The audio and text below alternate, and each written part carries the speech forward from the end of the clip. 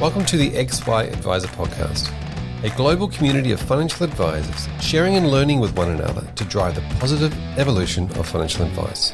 To get involved, go to xyadvisor.com or simply download the XY Advisor app.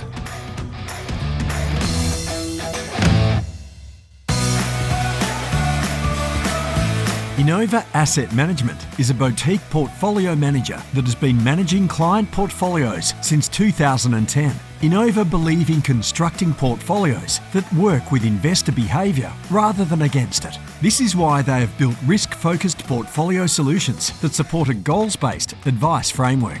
Innova's focus on risk management and their active approach to asset allocation has been designed to work through all market cycles, which was evident in 2020 when they were able to participate in the market rebound while also protecting capital on the downside.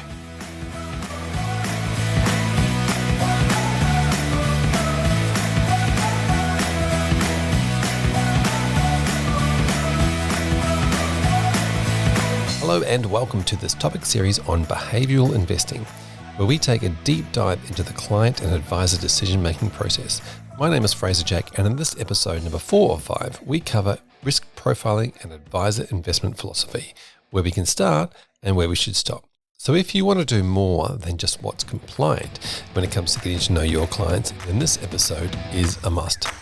Welcome back, everybody. In this particular episode of the series, we are focusing now on risk profiling and understanding the different aspects around risk profiling. We sort of look back into the past and think about the ways that it was done and why it was done. Obviously, it came out of a conversation around know your client, but we've just talked about goals-based investing, we've just talked about biases, and we've just talked about values-based investing, and it's often been very difficult to see how risk profiling in the past has related to those things. I think we're all sort of changing along the way.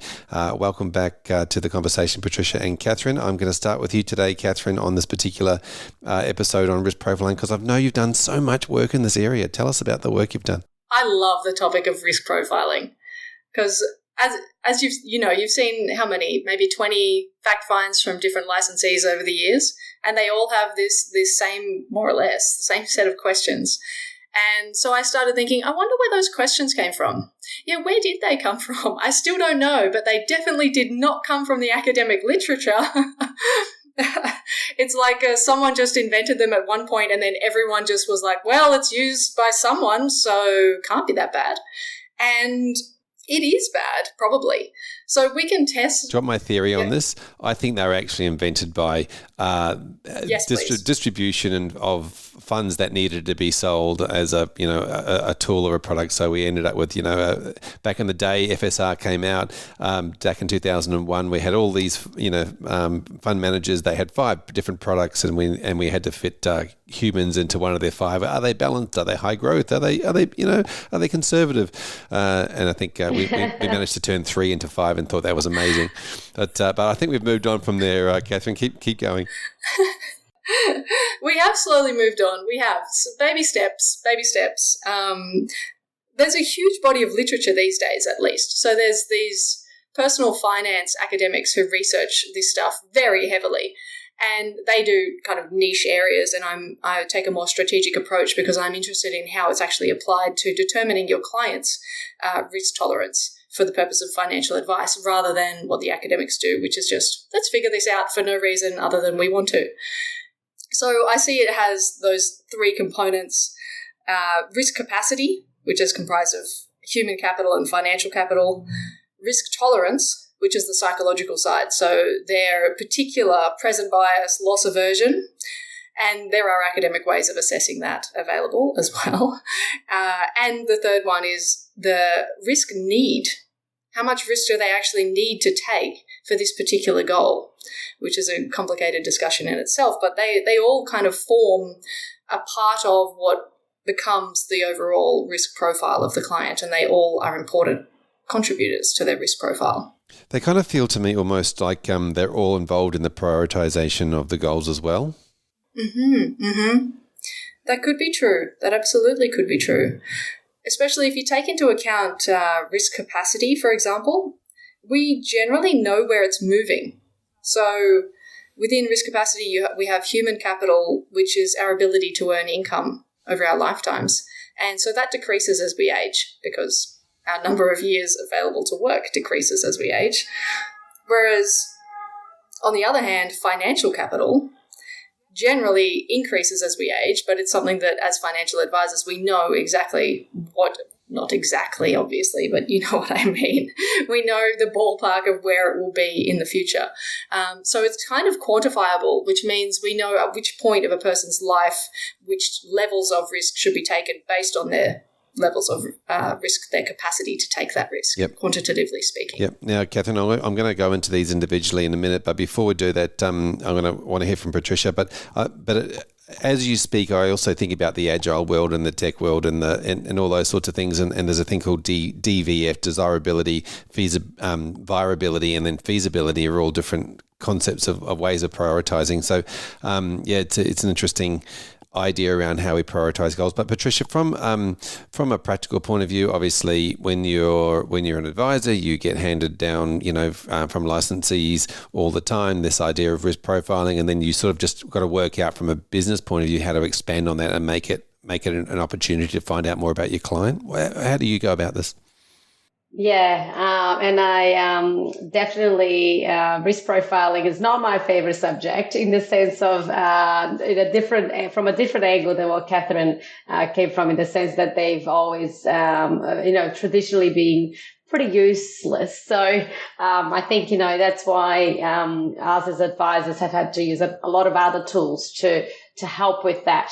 And the risk profiling tool just became more of a compliance tick at the end to make sure that our licensee is happy. But we have to use a lot of other tools and education to get to that before we even complete the risk profile. And that's how I do it, because I still don't think that there is a perfect, risk profiling tool out there. And I think risk profiling in its own form isn't a black and white process either. That there is a lot of grey that requires us to our help as advisors to get to the bottom of with clients. So the way that I approach it is on the educational side of things. A lot of the times is talking about the different ways to invest, giving clients, a crash course into the fundamentals, the risks, but then using our professional judgment as to overlay that. And it does get a very grey, the need to take risk. I talk to clients about that a lot of the times. And a lot of the times you might have fairly wealthy clients that don't need to take risk. But then on the other hand, they can afford to take risk. So why wouldn't they continue to grow their wealth if they can still afford to? So it is a very, I think, a very difficult not conversation, but a difficult subject because there isn't a right or wrong, in my opinion. And even the different ways of risk profiling, nothing's actually right or wrong. It's at that particular point in time, for that particular purpose, for that particular goal, for that particular situation. In the mood that I'm in today, I feel like this. So I think, our job is to, I think, try to avoid the red flags, and try to focus on the potentially bad decisions that they could be making. So there's going to be a middle ground that can be good. You can deviate up and down. But we want to make sure that if they're making a bad decision, or if there's a red flag or a few things that they haven't considered, that we're bringing that to their attention. We're really explaining the consequences. That's probably how I feel about it, because the same accord, you may not need to take the risk. And, is it our job to then recommend it's really conservative, put it all in cash and, you don't need, but that's not in their best interest. So I think the clients have to help us decide what's in their best interest, and our job is to give them the tools to get to that position. Yeah, there's definitely a lot to do with the concept of taking this as an opportunity of providing them a bit more financial literacy and teaching them, and then in return, getting that understanding back and that informed consent back, that they are informed and understand what they're talking about. Catherine, I want to dive into these particular areas, capacity, tolerance, and need in a little bit more depth as we go through, so that we can open up the box and explain them a little bit in a bit more detail. Let's start with risk capacity. How do you describe that? Risk capacity, as the name suggests, is our capacity to take risk, and it's a quantitative measure. So it's not fluffy like the risk tolerance. It's black and white to some extent. So we have human capital, which decreases as we age in general, and we can calculate people's human capital. So the number of years of higher education that you have, the level within an organisation, so whether you're entry level, etc., and the trajectory of that, so whether you've been gone up a level, so to speak, in the previous 5 years. So, of course, years of experience increases human capital, even though your age must decrease your human capital, because no matter the highest level of, you might be at the peak of your career, but if you're, say, 65 years old and you want to retire at age 67, then your human capital is much lower than someone who's fresh out of university and entry level. So the human capital component is quantitative also. Yep.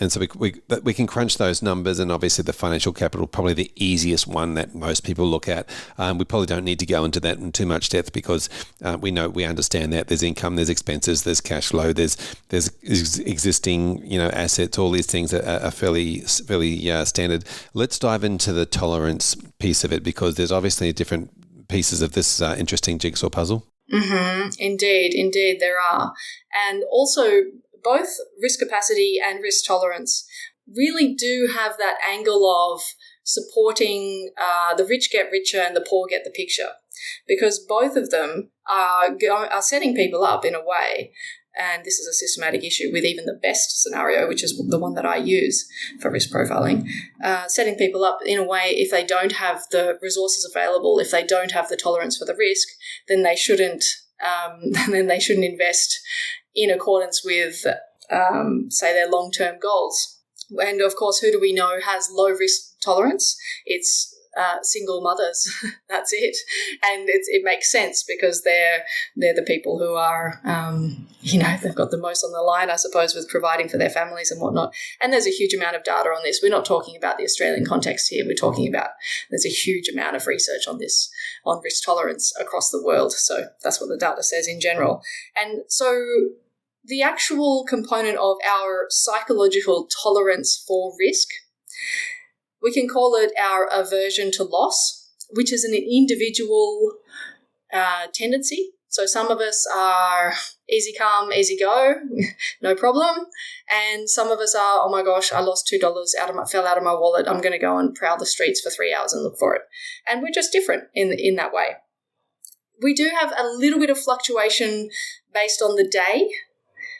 So if we're hungry, or if we've been primed with something, if the media's been talking a lot about some crazy statistics all the time, we can be primed, and we can be less risk tolerant. But by and large, we do have consistent risk tolerance across our lives. And so we can calculate this also very quantitatively. So part of the test is about present bias. So whether people really are focused on the now and not taking any risks for the future, because the future doesn't exist to people who are very present biased in the extreme. And that's the question of, do you want $50 today or $80 tomorrow? You choose $80 tomorrow, $50 today or $80 in a month. Most people still choose $80 in a month. But when it moves on to $50 today or $80 in a year, even in a theoretical sense, most people will move towards the $50 choice, even though that's a pretty big return for sticking it out for a year, quantitatively speaking. So that shows us people's level of present bias. And the other way that we quantitatively assess this particular tolerance for risk is we use a gambling game. And the best way is to use kind of real money. So even if we have a small amount of money available to do this, and we say, you have $10 to gamble on these experiments, one of your answers will be randomly chosen, and you'll have the opportunity to actually win that gamble that you've chosen. And the gamble will be, would you prefer a 10% chance of winning $100 or a 1% chance of winning $1,000? And so there's all of these different possible gambles, and they just choose the 10% or the 1% or the 50% or the 10%. So there's different percentages and different amounts that they can win. And by they don't put it in, they are given, of course, the $10, but then they think that and they know it's their money and they have the actual chance of winning this particular money, real money. So then we start to move from the theoretical, which is the, oh, no, I don't like taking risk, to the practical of, this is your money on the line here. What will you choose? Because I wonder, as Patricia, from your experience, it might be the case that in the office, in those initial meetings, clients might be saying, yeah, no, we'd be pretty fine with a 20-30% drop in the portfolio. I don't think we'd be too fast. And then when the rubber hits the road, it's the, oh no, I'm not ready for this at all. So finding out where the balance between reality and what exists in their mind is a really difficult concept with risk tolerance and tolerance for risk. Is that your experience? To an extent. I think we've been lucky enough that we have educated clients quite well and have had the ups and have had the downs, and a lot of them have experienced a GFC before. So experience speaks, that's I think what counts the most is having been there. But I also make sure that I put it into numbers and I put it into their numbers. So, for example, I don't just ask the 20% question. I say, hang on, you've got 1.5 million. So 20% is, $300,000. That also changes the answer. And then we go through the process and go, that will happen. Like that actually will happen. I just don't know when. So what are we going to do about it when it happens? And we work through that. So I think my experience is more around that when it does happen, people just change their behavior. So for example, and this is part of, we tell them that actually, we say, what you can do at that time is you control what you can control. So maybe that holiday that you had planned for that year, can you delay that? Maybe you tighten your belts. Maybe you will, delay your retirement. So we prompt some of these discussions before they happen so that when it actually happens, they've had that before and it feels familiar. But it's all about, I think, we just say, you can't control, just focus on you can control. Remember, we've got the backup option. This is the backup option. And we just keep reminding them of what the backup option is and why we were the way that we were. So I think when it happens, in my experience with my clients, is more being about, they might change a little bit in terms of they're more conservative. They'll spend a bit less. They will, know what, maybe they want to invest less rather than more at the time when they maybe should be investing more. And then again, we'll talk about it. So I think because we're lucky in the way that the relationship that we have with our clients is quite strong, and long term, that those discussions don't become like a blame on us or, I didn't see this coming. So it's easier to navigate. But it's not easy. Nobody likes to see their portfolio go backwards, even if you remind them that actually, no, this is good for you. Remember, like where, if they are wealth creators, we buy really cheap shares, for example. So, I think again, even with our own money, we're not happy with that. And I'm a financial advisor and I know I have to remind myself, no, that's a good thing, if I'm buying. So, I think it's just a matter of, again, worrying about what you can control. That's what I keep reminding them. Patricia, I really love this idea, and Catherine, you mentioned as well, this idea of putting things in their own dollars and understanding what that means to the client. You mentioned the game or the gamification style of using real money in that psychological area, that tolerance area. I think is important. It's actually I've heard of one too recently that around the need. We were talking about need and prioritization around. Here is $100 and $10 notes. I want you to put in the buckets that you want it to go into. What's more important than the other, and you can't put the same amount of money in each bucket. You've got to have it as a different level of money, so that forces people to then prioritize. But then comes back to their own, the psychological effort of them physically going through some sort of a gamification process in this risk tolerance area I think it's really, really a cool thing. And I want to see more of that happening. Catherine, we'll finish off quickly on the risk need, sort of the third area that you mentioned. Tell us about all the different moving parts of that. So the risk need is another quite quantitative assessment, which is based on what that goal looks like in terms of how much money is needed and the time frame that it's needed by, basically, which then results in a reverse calculation of asset allocation for that particular goal.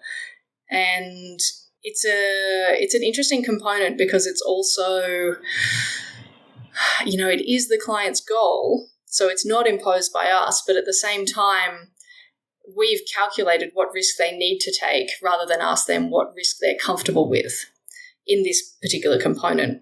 So it's that's why it's obviously part of the analysis and not the entire thing, because there has to be some kind of balance given there.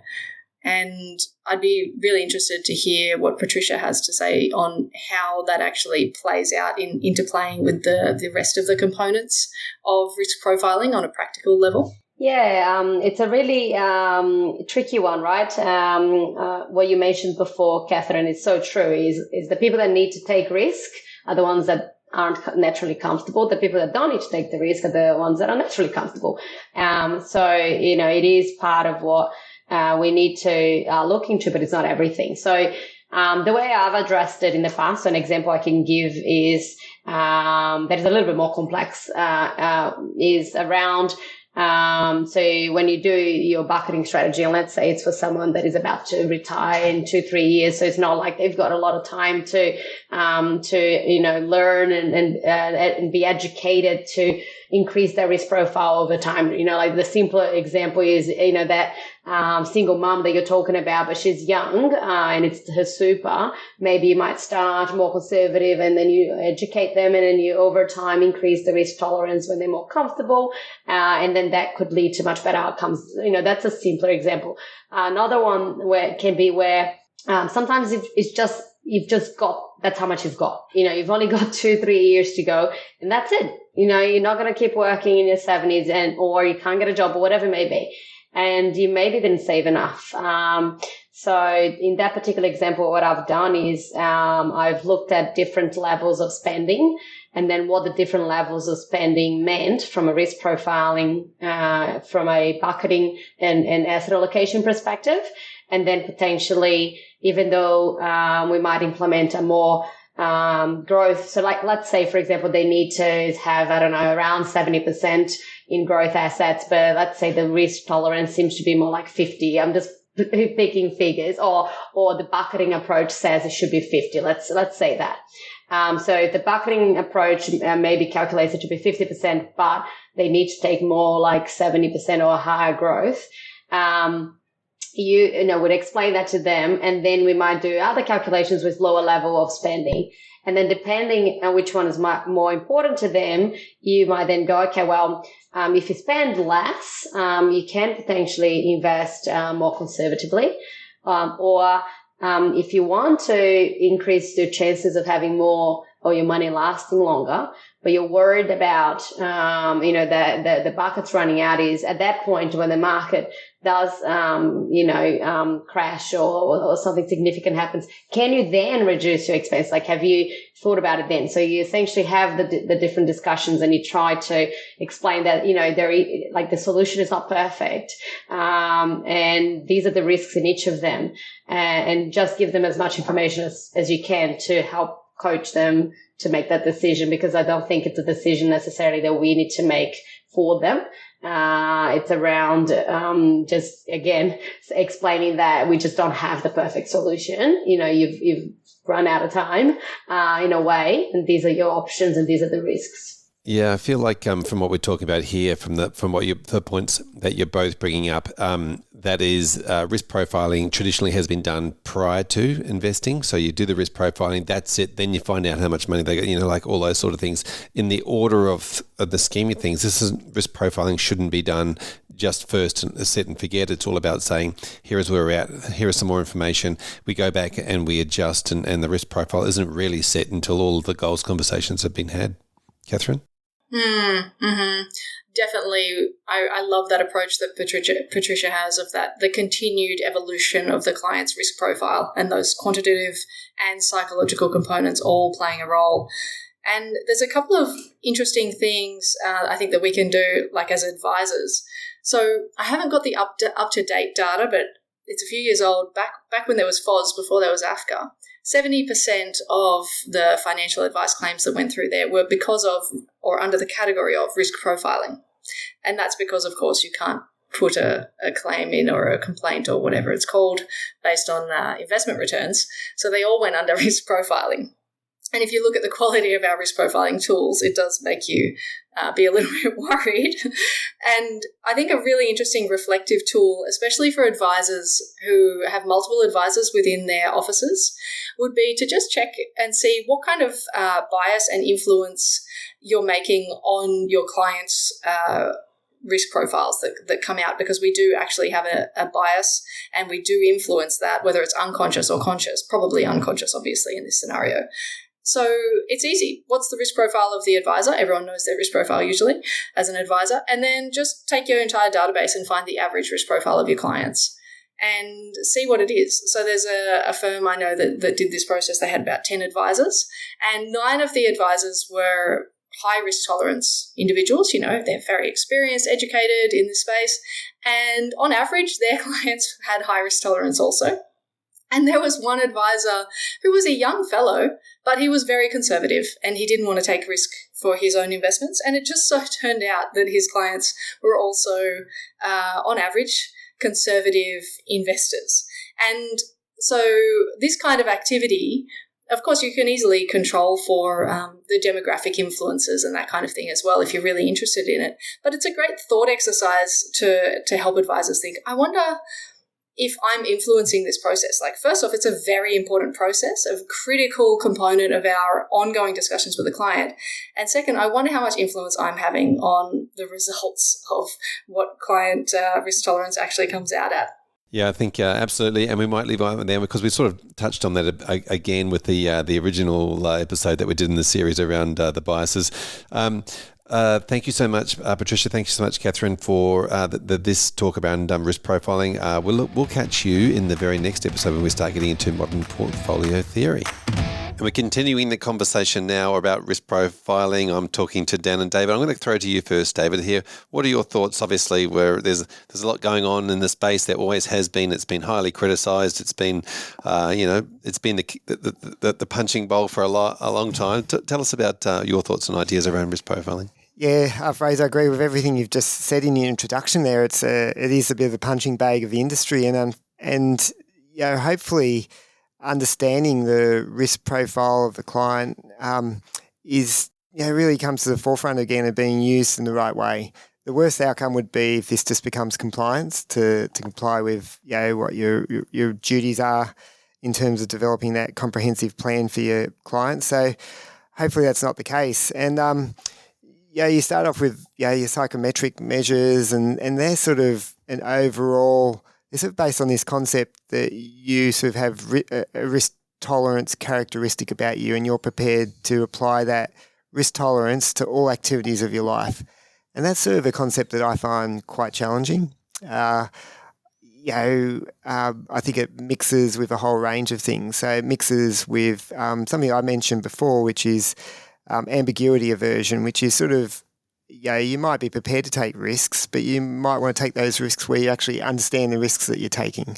So that sort of doesn't get as much attention as risk aversion itself, but I think the two are so interrelated. So if I tried to describe myself to you, I'd say I've got medium risk tolerance, but I'd say I'm highly ambiguity averse. I really won't invest my money until I understand the nature of those investments. So that sort of tries to frame it. Yet, that ambiguity doesn't really exist much, in the guidance that comes out from what is good regulatory practice and so forth. And there's a whole range of issues like this. So, I think let's not treat it like a compliance exercise. Let's and somehow decrease the formalities that are around its requirement, and try and refresh our use of risk aversion and make it used in a really positive way, sort of where I'd like to get to. Yeah, I agree. I think it started out as a obviously know your client, and then it became a short questionnaire for ease of purpose, and then those questions became drier and more practical. Dan, you've got some interesting thoughts and ideas and opinions on this. Let's throw them out there. Yeah, I've got some strong opinions on this, and I'll pick up on some of the things that David said. And I know we said we don't want it to become a compliance exercise. Let's be honest, that's exactly what it's become. It's become a box ticking exercise. I haven't spoken to an advisor that I would consider high quality that would go through a risk profile questionnaire, then use whatever is they get at the end to make all the decisions for the client at the end of it. They know that is wrong. And it has become a compliance requirement, and well, let's just face it, that's what it is. But it doesn't have to be. It can be far more valuable. And the idea, David, you said that the concept of risk tolerance applying to everything across your whole life you find challenging. I would have used much stronger language. I think it's it is complete and utter garbage. The idea that you have one single risk tolerance for every aspect of your life, all goals and everything that occurs and will be like that forever is just absurd. It doesn't exist. I mean, your risk tolerance will be different based on your time horizon, based on when it is you want to achieve your goals and at what point at which you want to prioritize those. And then we don't take into account at all one's capacity to take on risk. We don't talk about risk tolerance because, whether they can sleep well at night, but what about their capacity to take on risk and also potentially their need to take on risk? Because somebody could have, a very high risk tolerance and be prepared to take on massive amounts of risk, and they have huge capacity because they're quite wealthy, but there's absolutely no need given the goals that it is that they're trying to achieve. And so under a traditional framework, you would invest them based on that risk tolerance, applying, inadvertently exposing them to risks that they do not need, which may mean that they don't achieve the goal that, they already have the capacity to achieve if they'd invested in a completely different way. So I think it needs an entire overhaul and needs to be thought of in a multidimensional framework. Not only just, different types of risk, so tolerance, capacity, need, the risk of not achieving your goal, but also into an intertemporal framework, as in over different time horizons, because, depending on your time horizon, you may have a different capacity or need or ability to take on risk. So I have very strong opinions about that, and I really think it can be improved a lot. Yes, I think advisors have struggled with the concept of, goals-based investing, values-based decision-making, all these things that we sort of touched on in the past, and then going and opening up their standardized risk profile and go, well, this doesn't match anything, banging their head against the wall.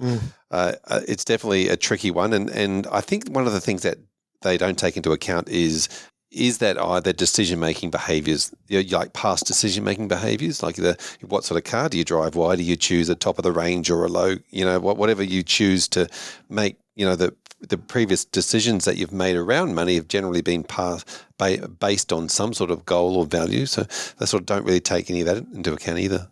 Yeah, and getting back to your word, which we both mentioned, Dan, which was that compliance word. And so you do fall back on a system and it misses all the information that you've just sort of talked to, Fraser. And but on the other hand, if you'll sort of say, well, let's put these systems aside and let advisors just assess their clients and make their own judgment. Well, there's research that show there's an advisor effect. So, an advisor's own degree of risk aversion will actually affect their average assessment of their client base.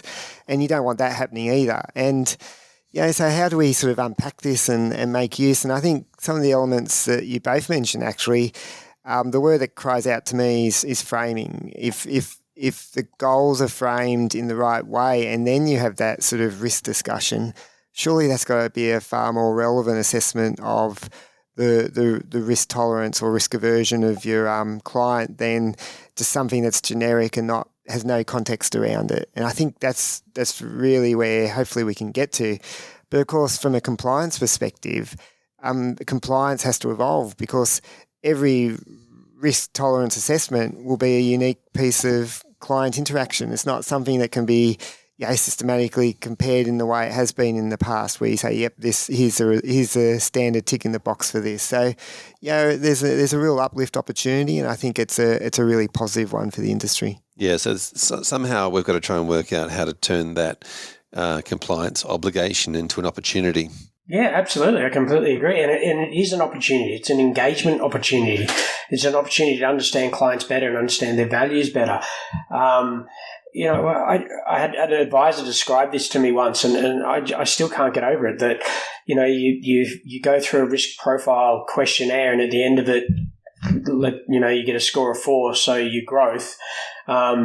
And that's a reasonably fixed level of risk tolerance the client has at the time. But instead of putting them into a portfolio that is managed to that level of risk, instead they're put into a fairly static asset allocation portfolio, and you give them variable risk. That's the antithesis of what the result was supposed to be. If advisors are given the capacity to be able to have conversations with clients around more than just risk tolerance, and risk tolerance associated with goals, but also risk capacity and risk need in association with multiple goals, I think we're going a very, very long way to turning what is currently a compliance ticking the box exercise into a fully engaging, value additive, approach to providing a service for your client.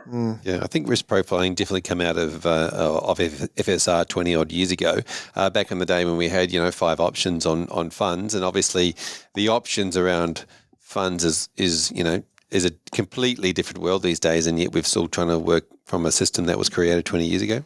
Yeah, I agree. And you're really sort of starting to push things along here, Dan, or you as well, Fraser. And I sort of get back to my bugbear, and that is I'm always advocating for clients to understand the financial literacy, financial education of their clients. And there are basic tests through to quite advanced tests of financial literacy around. And the most famous test is called the Basic Financial Literacy Assessment Test. There's a 3-question version, there's a 5-question version. It looks at things like, do you understand compound returns, time value of money? Do you understand how a mortgage pays down, really? And do you understand risk and diversification? Really basic but foundational concepts. And globally, and Australia's no exception, only about 40% of the population pass that test, that 5-question test.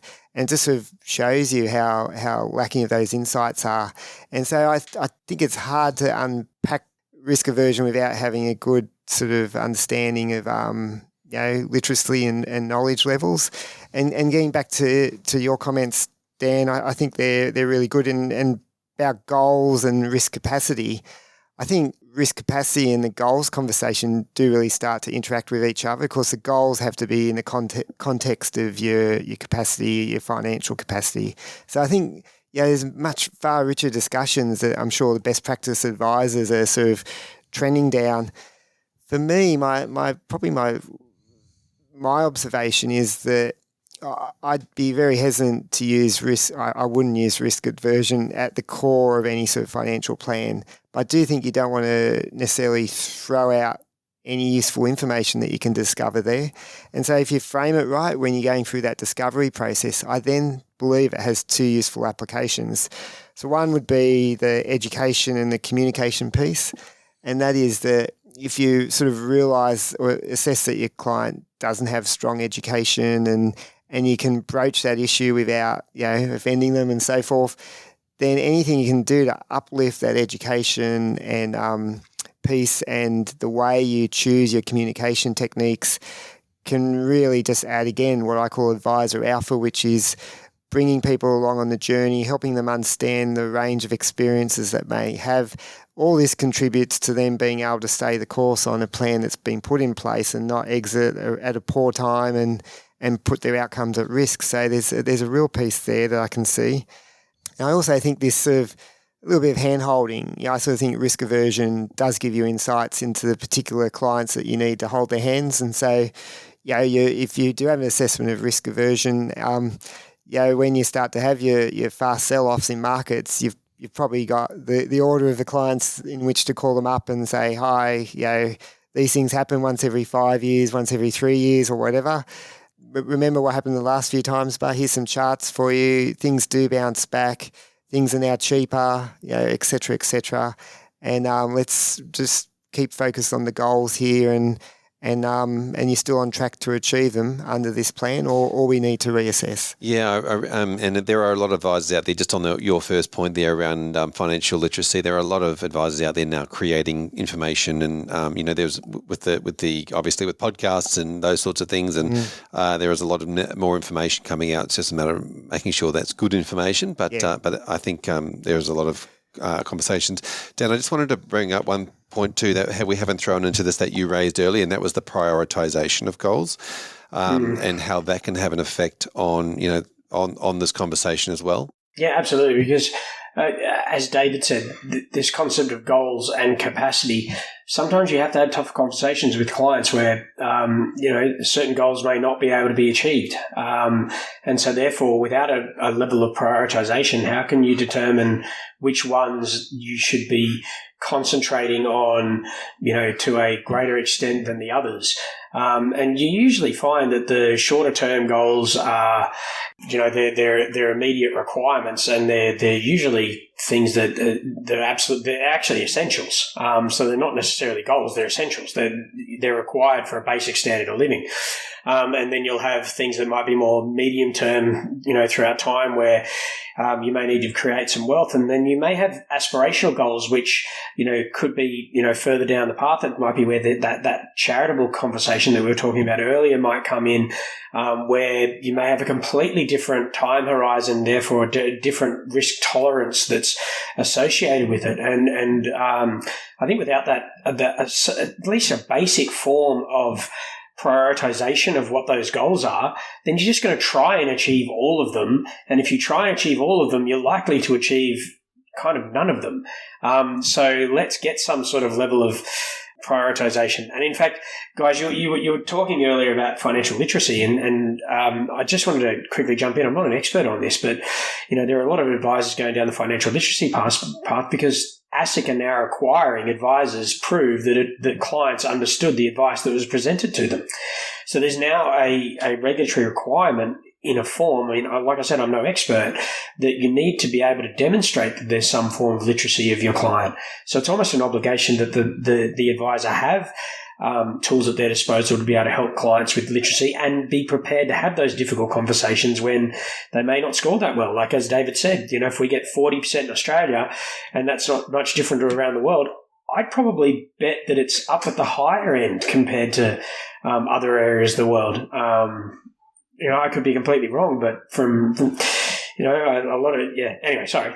I was just going to say, Dan, Australia's lucky. We've got two of the world's leading experts on financial literacy based in Australia, Hazel Bateman and Susan Thorpe, sort of real rock stars of this part of the industry. And they do lots of that work with Australians, surveys and studies, and maybe that's an area they can sort of, I think it's mainly been with institutions, but maybe they should be starting to engage with the financial planning community and working out what needs to be done there. Yeah. Standardization, it amazes me as an external looking at financial planning sometimes how few processes are standardized across the industry. I just sort of think, geez, if things are made open source available and it's easy to tap into and pick up, it would just save a world of cost for this industry sometimes. I love the way we describe them as rock stars of the financial literacy world. Is that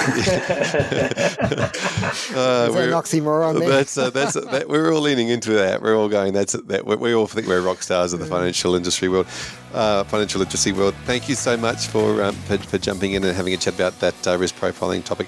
Gentlemen, we look forward to catching you in the next or in the final episode of this series.